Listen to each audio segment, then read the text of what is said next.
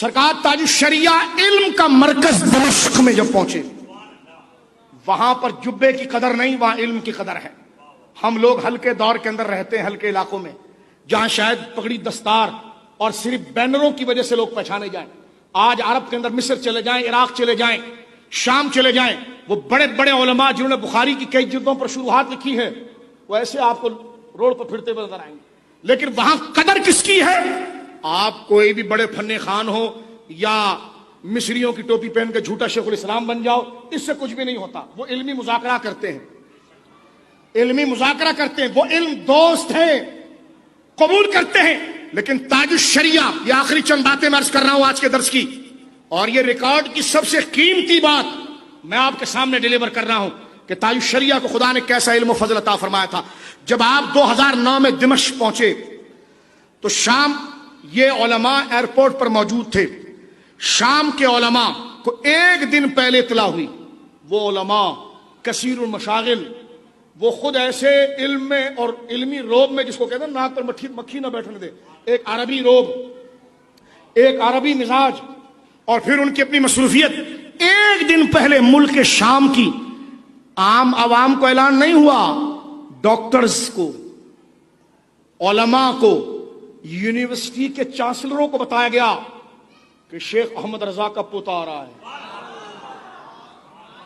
جس کے ڈنکے دولت المکیہ میں بجے ہیں۔ اب آپ دیکھیے، جب تاج الشریعہ پہنچے ہیں تو ہمارے ان بزرگوں نے اس بات کو لکھا کہ ایئرپورٹ کے اوپر انہوں نے یہ درخواست دی تھی کہ ایئرپورٹ کے اوپر جو ہے وہ ایک ایسا لاؤنج پرائیویٹ دیا جائے کہ جس میں حضرت کے کچھ مہمان وغیرہ تو وہ آئیں۔ وہیں سے علماء کی چاہت اتنی تھی کہ جو ملک کے وزیر اعظم کے لیے پرائیویٹ لاؤنج ہوتا ہے، اس کا انتخاب خود انہوں نے اپنی مرضی سے کیا۔ تاج الشریعہ، ملک شام کے حالات کیسے؟ تاج الشریعہ پہنچے تو دیکھنے والوں نے کہا کہ ایئرپورٹ نہیں لگتا تھا، جلسہ تاج الشریعہ لگتا تھا۔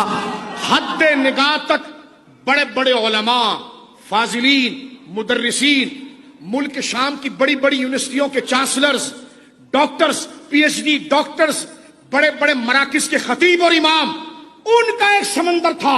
اور یاد تازہ ہو گئی وہی جب امام احمد رضا مکہ پہنچے تھے، دمشق جب امام حضرت تاج الشریعہ پہنچے تو پورا ایئرپورٹ کچاکچ علماء اور ان شیوخ سے بھرا ہوا تھا جو حضرت تاج الشریعہ کے استقبال کے لیے آئے، اور نعرے یہی تھے، مرحبا مرحبا مرحبا۔ کوئی علماء، مفسر، محدث، اور جو خود اپنی جگہ پر ایک مکتب اور ادارہ ہے، یہ تاج الشریعہ کی زیارت کے لیے پہنچے۔ تاج الشریعہ کے پاس تقریباً کہا جاتا ہے اس نشست کے اندر 114 کے قریب اس پورے ملک شام کی یونیورسٹیوں کے چانسلر، ڈاکٹرز، وکلاء، خطیب، امام، اور اپنے مکتب کے جو امام ہیں وہ 114 کے قریب وہ جید افراد موجود تھے۔ تاج الشریعہ کیسے مستغنی آپ جانتے ہیں، آپ نے کسی کو دعوت نہیں دی، لیکن لوگوں کے دل کھینچے جا رہے ہیں ان کی عظمت و شان و کرامت کی طرف۔ دمشق ایئرپورٹ کا میں نے ذکر کیا۔ ایئرپورٹ سے آپ مقام زینبیہ تشریف لائے۔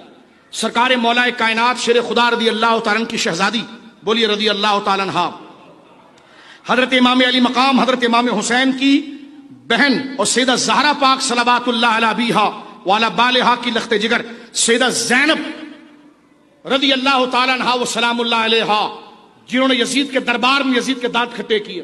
آپ کا مزار مقدس زینبیہ کے مقام پر موجود ہے۔ یہ علماء فرماتے ہیں کہ زینبیہ کے مقام زینبیہ میں آپ گئے اور وہاں پر سائیڈ میں ایک فارم ہاؤس کا انتظام تھا جس میں سرکار تاج الشریعہ کا وہ مسکن بنا اور وہ علماء سے بھرا ہوا تھا۔ فرماتے ہیں کہ جناب یہ علماء ذکر کرتے ہیں کہ مجمع الفتح الاسلامی، اس وقت پاکستان اور انڈیا سے جتنے علماء پی ایچ ڈی کرنے جاتے ہیں وہ اس یونیورسٹی میں جاتے ہیں، اور یہ پوری دنیا سن رہی ہے، یہ پوری دنیا سن رہی ہے، میں بات آپ سے کر رہا ہوں۔ اور یہ نہیں ہے کہ ہال کے اندر بات ہو رہی ہے، نیٹ پر پوری دنیا میں جا رہی ہے۔ ملک شام کی یونیورسٹیوں میں ٹاپ کی یونیورسٹی مجمع الفتح اسلامی انٹرنیشنل